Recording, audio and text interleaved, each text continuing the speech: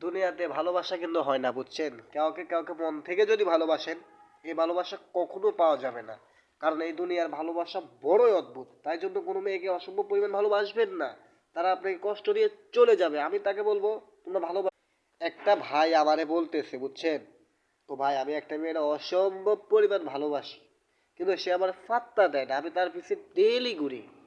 আমি তাকে বলবো, ভাই তুমি তার পিছে কেন ঘুরো? এটাই তো তোমার একটা ক্রেডিট না।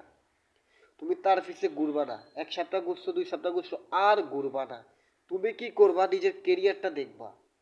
এরপরে দেখবা মেয়ে তোমার পিছে এমনি দূর পারবে। কারণ তোমার কেরিয়ারটা আগে। মেয়ে কোনো ফ্যাক্ট না ভাই। ফ্যাক্ট হয়েছে আগে তোমার কেরিয়ার।